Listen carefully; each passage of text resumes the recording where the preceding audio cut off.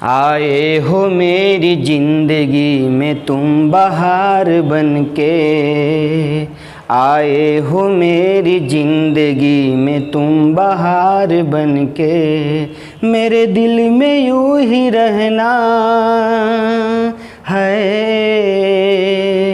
मेरे दिल में यूं ही रहना, तुम प्यार प्यार बनके, आए हो मेरी जिंदगी में तुम बहार बनके, आए हो मेरी ज़िंदगी में तुम बहार बनके। दोस्तों नमस्कार, आदर्श क्लासेस के यूट्यूब चैनल पर आप सभी का बहुत बहुत स्वागत है। मेरे प्यारे दोस्तों और मेरे प्यारे बच्चों, आज के डेट में हम आपके बीच में फिर आज का करंट अफेयर लेकर आ रहे हैं और करंट अफेयर में आप सभी को देश विदेश की सारी घटनाओं के बारे में अवगत कराऊंगा।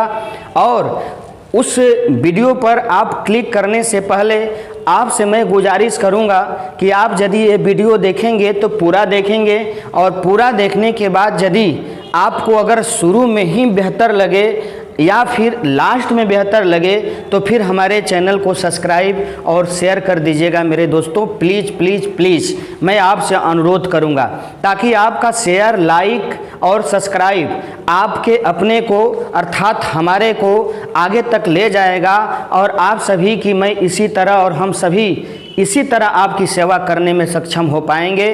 इसी से आपको बहुत कुछ लाभ मिलेगा मेरे प्यारे बच्चों और मेरे प्यारे दोस्तों। तो मैं आपका समय ना व्यतीत करते हुए तुरंत मैं चलता हूं आज के डेट का करंट अफेयर्स लेकर के और देश विदेश की घटनाओं को लेकर के। हम जानेंगे, हम समझेंगे कि पूरी दुनिया में क्या क्या चीज़ घटा है और कौन कौन सी स्थिति पैदा हुई है। ठीक है, तो आपके सामने ये जो दिखाई दे रहा है मेरे बच्चे, हमारे देश की धरोहर, हमारे देश की एक पर्व त्यौहार, और जिस त्यौहार को पूरी भारत में हम लोग धूमधाम से मनाते हैं, दिल से मनाते हैं, उसी के संदर्भ में आपके सामने एक पहला क्वेश्चन हमारे सामने आया है। तो पहले क्वेश्चन में हम लेकर के आपको चलेंगे, तो जरा देखेंगे मेरे प्यारे बच्चों। क्वेश्चन नंबर 1 कह रहा है आपके सामने कि हाल ही में यूनेस्को ने भारत के किस पर्व को विश्व विरासत में शामिल किया है। विश्व विरासत मतलब हेरिटेज, वर्ल्ड हेरिटेज में। समझिए मेरे दोस्तों, वर्ल्ड हेरिटेज में हमारा एक भारत का एक पर्व है, त्यौहार है, जिसे शामिल किया गया है अभी दिसंबर 2021 में। तो हम उसे जानने की कोशिश करेंगे कि वह पर्व कौन है, और पूरे भारत में के अलावा सबसे अधिक भारत के किस राज्य में मनाया जाता है, तो मैं उस पर जाऊंगा। तो इसका आंसर सीधे हम चलेंगे मेरे बाबू, दुर्गा पूजा। ठीक है, यूनेस्को ने हमारे देश में एक महत्वपूर्ण पर्व जो मनाया जाता है दुर्गा पूजा, इसी को यूनेस्को ने वर्ल्ड हेरिटेज मतलब विश्व विरासत में क्या किया, इसको शामिल करने का काम किया। अब दुर्गा पूजा जो है मेरे बच्चे, यह दुर्गा पूजा पूरे भारत में तो मनाया जाता है, पूरे भारत में मनाया जाता, लेकिन पूरे भारत में सबसे अधिक आपको मनाया जाता है पश्चिम बंगाल में। अर्थात ये जो दुर्गा पूजा है पश्चिम बंगाल का राष्ट्रीय पर्व है, इसको बेहतर ढंग से मनाया जाता, और इसी राज्य के दुर्गा पूजा को महत्वपूर्ण स्थान मिला है यूनेस्को के वर्ल्ड हेरिटेज में। ठीक है, अब पश्चिम बंगाल है, पश्चिम बंगाल भारत में है, और यह जो दुर्गा पूजा है वहाँ का राष्ट्रीय पर्व, वहाँ का बेहतर पर्व बेहतर ढंग से मनाया जाता। इसी को देखते हुए यूनेस्को ने इस पर्व को हमारे देश के ठीक है वर्ल्ड हेरिटेज में शामिल किया है। पश्चिम बंगाल की थोड़ी बात आई तो पश्चिम बंगाल की वर्तमान में जो मुख्यमंत्री हैं वो मेरे बच्चे ममता बनर्जी हैं। पश्चिम बंगाल की वर्तमान में जो मुख्यमंत्री हैं वो कौन है, ममता बनर्जी हैं। हम चलेंगे जो यूनेस्को है, या यूनेस्को क्या है, यूनेस्को पर चलते हैं हम, जरा इस पर केयरफुल करेंगे। तो यूनेस्को संयुक्त राष्ट्र संघ की एक संस्था है, संयुक्त राष्ट्र संघ की एक संस्था है, ठीक है, संयुक्त राष्ट्र संघ की एक संस्था है और इस संस्था का जो निर्माण हुआ था, इस संस्था का जो खोज हुआ था, इसकी उत्पत्ति हुई थी 16 नवंबर 1945 को हुई थी, ठीक है। यह जो यूनेस्को है पूरे भारत में, पूरे दुनिया में जितने भी पर्व हैं या फिर कोई घटना है, स्थल है, उन सभी को जिसको जैसा बेहतर ढंग से उसको प्रभाव मिलता है, उसको ज़्यादा लोग मानते हैं, देखते हैं, उसी को यह विश्व हिरासत में मतलब विरासत में रखने का काम करता है यूनेस्को, ठीक है। तो हमारे देश के कौन सी पूजा को, तो दुर्गा पूजा को, किस पर्व को, तो दुर्गा पूजा को विश्व हेरिटेज में शामिल किया है यूनेस्को ने। आपके सामने ये रहा। अब हम इसके साथ आगे चलते हैं मेरे दोस्तों। आगे दूसरा क्वेश्चन हमारा है कि दिसंबर 2021 में मिस यूनिवर्स का खिताब किसने जीता। दिसंबर 2021 में मिस यूनिवर्स का खिताब किसने जीता, तो मैं चलता हूँ आपको। मिस यूनिवर्स मतलब जानेंगे आप पूरे ब्रह्मांड में। मिस यूनिवर्स मतलब क्या होगा, पूरे ब्रह्मांड की सुंदरी इसमें शामिल होती हैं, पूरे ब्रह्मांड की सुंदरी इसमें शामिल होती हैं। और मिस यूनिवर्स 2021 में, ठीक है, यह जो इसका आयोजन हुआ था दोस्तों, इसका आयोजन इजराइल में हुआ था। कहाँ हुआ था, इसका आयोजन इजराइल में हुआ था। और यह जो मिस यूनिवर्स का खिताब है, जो यह प्रतियोगिता है, वो 17वां संस्करण था। इसका 17वां संस्करण था। इसका कौन सा संस्करण था, तो 17वां संस्करण था। और इस 17वें संस्करण में लगभग 80 देशों की सुंदरी क्या की थी, भाग ली थी। और इसी में हमारा देश भारत था, ठीक है। इसी देश सारे में हमारा देश क्या था, भारत था। और भारत की एक महिला, एक लड़की जो जिसका नाम है हरनाज संधू, हरनाज कौर संधू। क्या नाम है बाबू, हरनाज कौर संधू ने 2021 का मिस यूनिवर्स का खिताब अपने नाम किया। कहाँ हुआ यह, इजराइल में हुआ। 17वां संस्करण था। 80 सुंदरी देश की भाग ली थी, भारत भी उसमें शामिल था। और भारत की किसने, हरनाज कौर संधू ने यह खिताब जीता। हरनाज कौर संधू का जन्म जो हुआ था मेरे बच्चे, वह सन 2000 में हुआ था, ठीक है। सन 2000 में हुआ था हरनाज कौर संधू का जन्म। कहाँ हुआ था, तो चंडीगढ़ में हुआ था। कहाँ हुआ था मेरे दोस्त, तो चंडीगढ़ में हरनाज कौर संधू का जन्म हुआ था। और आपका आंसर इसके तहत कौन होगा, तो आपका आंसर होगा ए। आंसर क्या होगा मेरे बच्चे, ए। अगर बात आ जाती है लारा दत्ता की, तो लारा दत्ता ने सन 2000 में मिस यूनिवर्स का खिताब जीता था। किसका, मिस यूनिवर्स का खिताब जीता था। कब मेरे दोस्त, तो सन 2000 में मिस यूनिवर्स का खिताब जीता था। किसने, लारा दत्ता ने। अगर सुष्मिता सेन की बात आ जाती है मेरे दोस्त, तो सुष्मिता सेन सन 1994 ईस्वी में मिस यूनिवर्स का क्या किया था, खिताब जीता था। बात हमारी समझ रहे, मतलब पूरे 17वें संस्करण तक हमारे देश में सिर्फ 3 खिताब अब तक आया है। और हम गर्व महसूस करते हैं अपने देश में, क्योंकि हमारा देश सब कुछ से भरा है। यहाँ योद्धा भी जन्मते हैं, यहाँ सुंदर भी जन्मते हैं, यहाँ मोर ब्यूटीफुल सुंदरियाँ भी जन्मती हैं मेरे दोस्त। इसीलिए हम इस खिताब को जीता है 2021 में, ठीक है। और 1994, 2000 और हरनाज कौर संधू ने कब जीता, तो 2021 में। सोचिए 2000 में जन्मी लड़की, क्या जाना था उन्होंने कि 20 से 21 साल के बाद मैं खिताब जीतूंगा, और ये जो खिताब जीती है वो उसके 21 साल बाद हम खिताब जीतेंगे, नहीं जाना था, लेकिन जीता, ठीक है। अगर ऐश्वर्या राय की बात हो जाती है मेरे दोस्त, तो ऐश्वर्या राय 1994 ईस्वी में मिस वर्ल्ड का खिताब जीता था। किसका खिताब जीता था? मिस वर्ल्ड का खिताब जीता था। कब? 1994 ईस्वी में। तो बात हमारी समझ गए आप। ये दिसंबर 2021 में मिस यूनिवर्स का खिताब जीता किसने? तो हरनाज कौर ने हमारे देश के लिए। इससे पहले किसने जीता? तो 2000 में लारा दत्ता, सुष्मिता सेन 1994 में। मिस यूनिवर्स की बात हो रही है। मिस वर्ल्ड की अगर बात आएगी तो हमारी नीली आंखों वाली कौन? ऐश्वर्या राय ने जीता था। ठीक है, तो ये आपके पास जानकारी देता हूँ। मेरे दोस्त, मेरे प्यारे, आपको अगर अच्छा लगे हमारी सर्विस, हमारी पढ़ाई, हमारी बात, हमारी आवाज़, तो कृपया करके प्लीज़ हमारे चैनल को सब्सक्राइब कर दीजिएगा। आप चैनल पर YouTube के ऊपर जाइएगा और आदर्श क्लासेस 2.0 लिखिएगा, सर्च कीजिएगा, आ जाएगा, और उसे कृपया करके सब्सक्राइब कीजिएगा। ठीक है, आगे बढ़ता हूँ। क्वेश्चन नंबर 3 है, दिसंबर 2021 में दिल्ली में योगशाला कार्यक्रम शुरू किया गया। बात हमारी समझ रहे हैं? दिसंबर 2021 में दिल्ली में योगशाला कार्यक्रम शुरू किया गया। तो किसने किया? किसने करवाया दिल्ली में योगशाला कार्यक्रम? तो यह करवाने का काम किसने लिया है मेरे दोस्त? तो करवाने का काम जिम्मा लिया, शुरू किया किसने? अरविंद केजरीवाल। तो अरविंद केजरीवाल क्या है? तो चीफ मिनिस्टर ऑफ दिल्ली, मतलब दिल्ली का क्या है? चीफ मिनिस्टर है। दिल्ली में योगशाला कार्यक्रम शुरू हुआ है। कौन शाला कार्यक्रम? योगशाला कार्यक्रम शुरू हुआ है। ठीक है मेरे दोस्त, योगशाला कार्यक्रम शुरू करने की योजना बनाई गई है और यह योगशाला कार्यक्रम की शुरुआत जनवरी 2022 में होगी।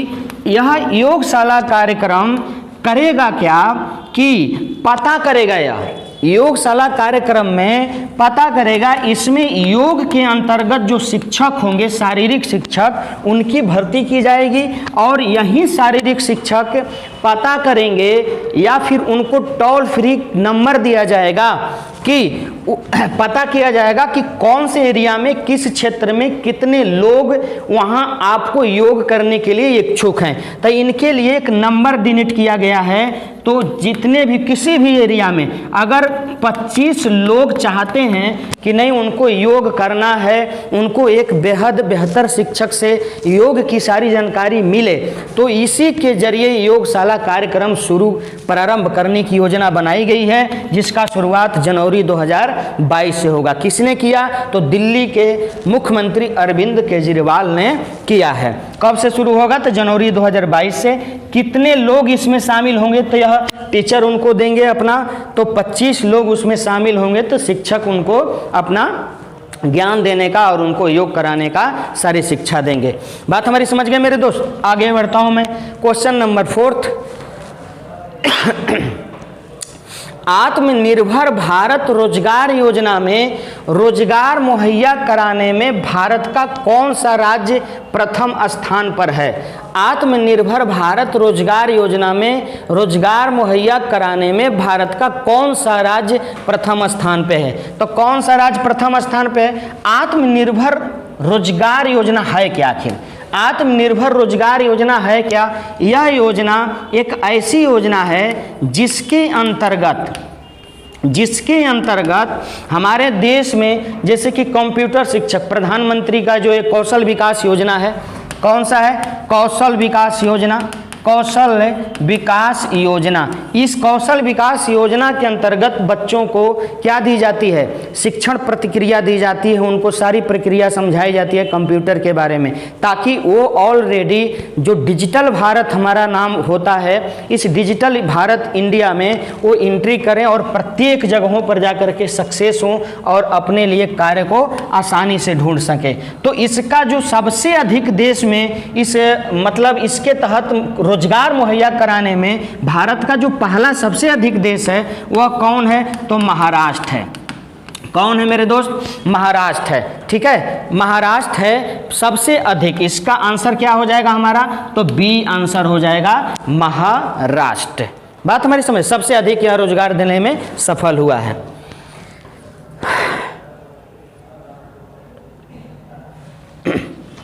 अब आगे बढ़ता हूं। क्वेश्चन नंबर 5, सरजू नहर राष्ट्रीय परियोजना का उद्घाटन प्रधानमंत्री किस राज्य में किया है? ठीक है, सवाल क्या मेरे सामने आया कि सरजू नहर राष्ट्रीय परियोजना का उद्घाटन प्रधानमंत्री ने किस राज्य में किया? तो सरजू नहर राष्ट्रीय परियोजना है क्या, कहाँ इसकी शुरुआत हुई? तो पहले मैं चलता हूँ, इसकी शुरुआत हुई मेरे दोस्त उत्तर प्रदेश में। इसकी शुरुआत प्रधानमंत्री ने कहाँ किया? तो उत्तर प्रदेश। उत्तर प्रदेश के किस जिले में? तो बलरामपुर। कौन सा जिला है मेरे बाबू? बलरामपुर है। उत्तर प्रदेश के बलरामपुर जिले में सरजू नहर राष्ट्रीय परियोजना उद्घाटन किया है प्रधानमंत्री नरेंद्र मोदी ने। अब इस नहर परियोजना से होगा क्या कि पूरे उस एरिया में, जिले में लगभग 14 लाख हेक्टेयर, लगभग 14 लाख हेक्टेयर जो जमीन होगी उसकी सिंचाई का पूरा प्रतिबंध किया जाएगा। किससे? सरजू नहर राष्ट्रीय परियोजना से। ठीक है, लगभग इसमें क्या होगा कि लगभग 6200 जो गांव होंगे मेरे दोस्त, वह सिंचाई की सुविधा को क्या कर पाएंगे? उपलब्ध करा पाएंगे अपने ज़मीनों के लिए, अपने फसल के लिए। तो सरजू नहर राष्ट्रीय परियोजना का उद्घाटन प्रधानमंत्री ने कहाँ किया? तो आपके सामने हुआ उत्तर प्रदेश। तो हमारा आंसर क्या हो जाएगा मेरे बाबू? उत्तर प्रदेश। कहाँ? बलरामपुर में। कितने हेक्टेयर जमीन की सिंचाई हो पाएगी इस नहर परियोजना से? तो 14 लाख हेक्टेयर की सिंचाई आसानी से हो पाएगी। कितने गांव इसमें शामिल हो सकेंगे? तो 6200 गांव इसमें शामिल हो सकेंगे। आगे चलता हूं मैं अगला क्वेश्चन लेकर के आपके सामने। हाल ही में टाइम पत्रिका का 2021 का पर्सन ऑफ द ईयर किसे नामित किया गया है? बात हमारी समझ रहे हैं? हाल ही में टाइम पत्रिका का 2021 का पर्सन ऑफ द ईयर किसे नामित किया गया है? पर्सन ऑफ द ईयर मतलब क्या? मतलब वह व्यक्ति, ठीक है, पर्सन ऑफ द ईयर क्या मतलब? वह व्यक्ति, कोई भी व्यक्ति हो जो पूरे साल में, क्या पूरे साल में पूरी दुनिया के लिए, पूरे साल में पूरी दुनिया के लिए, ठीक है, बेहतर काम किया हो। कैसा काम किया हो मेरे दोस्त? बेहतर काम किया हो। ठीक है, उसी को क्या चुना जाता है? Time person of the year चुना जाता है। ठीक है, तो time person of the year चुना किसे गया? ये तो आप समझ गए।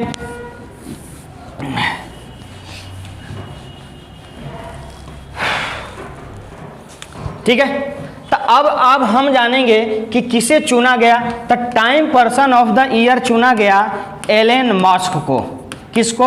एलन मस्क को चुना गया। एलन मस्क को चुना गया। Time person of the year किसे चुना गया मेरे दोस्त? एलन मस्क को। एलन मस्क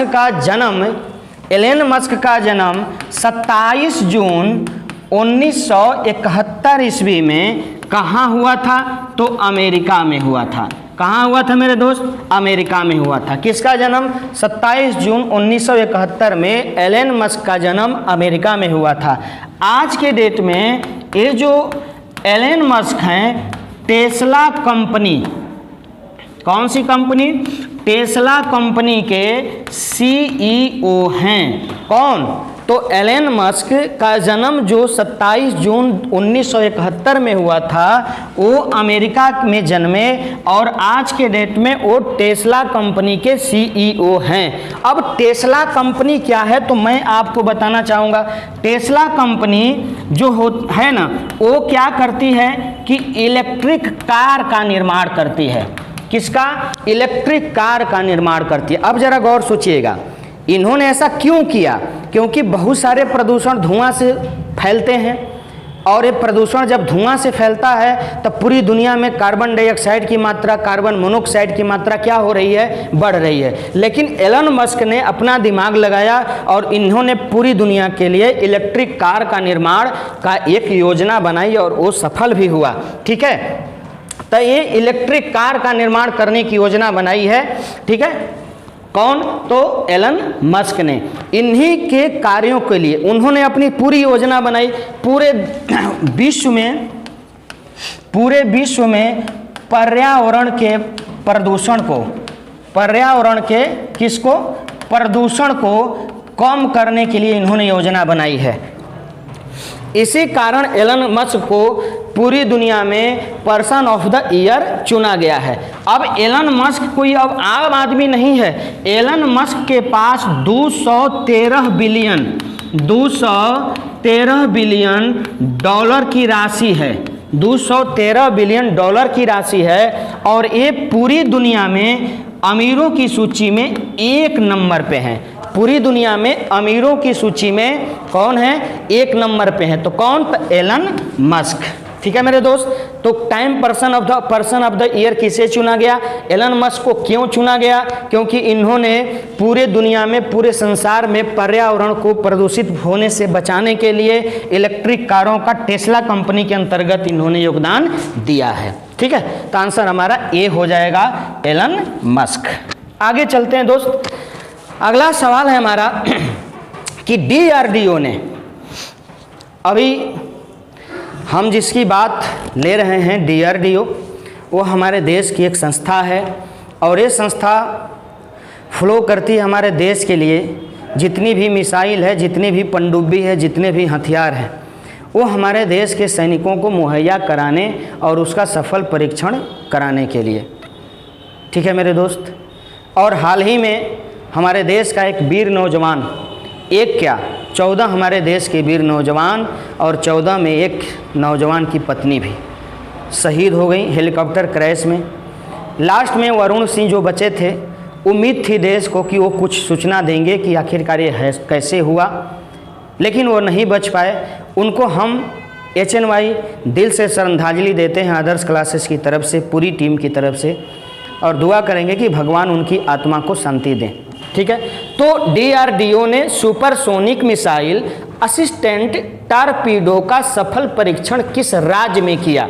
ठीक है, ठीक है मेरे दोस्त। ये सवाल हम आपके बीच में लेकर आया हूं। अब DRDO क्या है? अब जरा गौर करो। DRDO का जो पूरा नाम होता है, DRDO का जो पूरा नाम होता है डिफेंस रिसर्च एंड डेवलपमेंट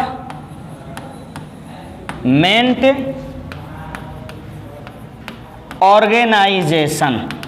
बात हमारी समझ गए मेरे दोस्त। DRDO का पूरा नाम क्या है? तो defence research and development organisation. बात हमारी समझ रहे हैं। अब मैं DRDO के अंतर्गत चलूंगा कि ये DRDO ने किस मिसाइल का निर्माण किया। ठीक है, तो DRDO ने, ठीक है, DRDO ने ये जो मिसाइल का निर्माण किया है असिस्टेंट टॉर्पीडो, इस मिसाइल को जो क्षमता है मेरे दोस्त वो 650 किलोमीटर की है। और यह मिसाइल क्या करती है कि समुंदर में, कहाँ मेरे भाई? समुंदर में जो पनडुब्बी होती है, कौन? समुंदर में जो पनडुब्बी होती है, उस पनडुब्बी को 650 किलोमीटर की दूरी तक निशाना बना करके उसको क्या कर सकती है? ध्वस्त कर सकती है, उसको मार देगी। ठीक है। और यह किसको सौंपा जाएगा? तो नौसेना को सौंपा जाएगा। किसको सौंपा जाएगा मेरे बच्चे? तो नौसेना को सौंपा जाएगा। इसकी क्षमता कितनी? तो 650 किलोमीटर। कहाँ मार करती है यह? तो समुंदर के अंदर जो पनडुब्बी होती है उसको मार करती है, उसको मार गिराएगी। किसको सौंपा गया? तो नौसेना को। लेकिन यह इसका मतलब परीक्षण हुआ कहाँ? किस राज्य में? तो उड़ीसा में। कौन से राज्य में मेरे भाई? उड़ीसा में। हमारा आंसर क्या हो जाएगा? तो ए हो जाएगा। ठीक है, यह सफल परीक्षण करके DRDO ने दिया है। अगला सवाल में चलूंगा। अगला सवाल है कि हाल ही में BCCI ने वनडे क्रिकेट टीम का कप्तान किसे नियुक्त किया है? BCCI। ठीक है, BCCI मतलब भारत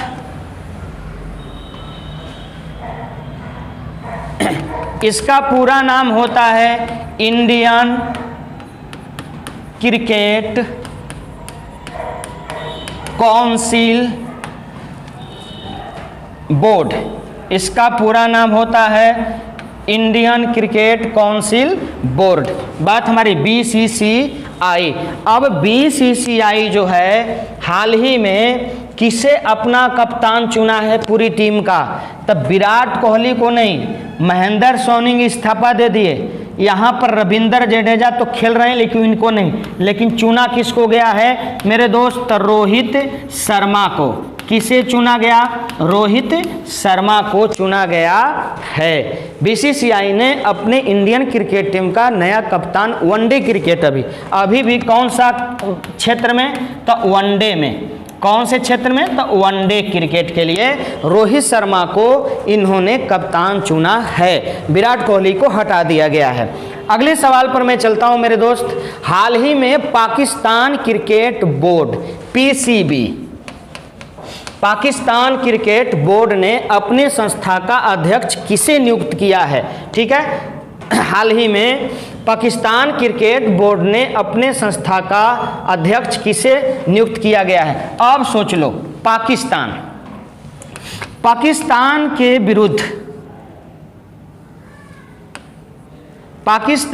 विरुद्ध हमारा देश 1971-72 में लड़ाई लड़ा था और पाकिस्तान को हमने हराया था। वर्तमान में पाकिस्तान का प्रधानमंत्री जो है वह इमरान खान है। कौन है मेरे दोस्त? इमरान खान है पाकिस्तान का प्रधानमंत्री। लेकिन पीसीबी ने अपना जो नया अध्यक्ष बनाया है वो फैसल हसनैन को। किसको बनाया? फैसल हसनैन को बनाया है। पीसीबी ने अपना नया जो अध्यक्ष प्रमुख चुना है वो किसको? फैसल हसनैन को चुना है। ठीक है, इससे पहले कौन थे? फैसल हसनैन के पहले कौन थे मेरे दोस्त? तो फैसल हसनैन के पहले वसीम खान थे। कौन थे? वसीम खान। मतलब इनको हटाया गया और इनको क्या किया गया? चुना गया है। कहाँ के लिए? तो पाकिस्तान क्रिकेट बोर्ड का प्रमुख चुना गया है, अध्यक्ष चुना गया है। ठीक है, अगले सवाल पर मैं चलता हूँ। अगला सवाल है हमारा और लास्ट सवाल मेरे दोस्त। हाल ही में पाकिस्तान, डबल सवाल हो गया है, ये डबल सवाल हो गया है। ठीक है, तो घबराने की कोई बात नहीं, ये आंसर हमारा बी ही होगा। ठीक है, फैसल हसनैन ही होगा। ठीक है, तो इसी के साथ आज तक ये मैंने क्वेश्चंस आपको डाला और देखा, समझाया, जो मेरे तरफ से हो पाया उसको मैंने देने का काम किया। तो आगे मैं इसी तरह आपकी सर्विस में आता रहूँगा, सेवा में आता रहूँगा। बहरहाल अगर आप नए होंगे, चैनल को सब्सक्राइब नहीं किए होंगे मेरे दोस्त, मेरे प्यारे, तो आप कृपया कर चैनल को सब्सक्राइब कर लीजिएगा, शेयर कर लीजिएगा और लाइक दबा दीजिएगा। लाइक दबाने में क्या होता है बताइए ज़रा? लाइक दबाइएगा मेरे दोस्त। जय हिंद, जय भारत। अब क्या बोलूँ मैं आप सभी को, मेरे तरफ से आप सभी को प्यार भरा नमस्कार।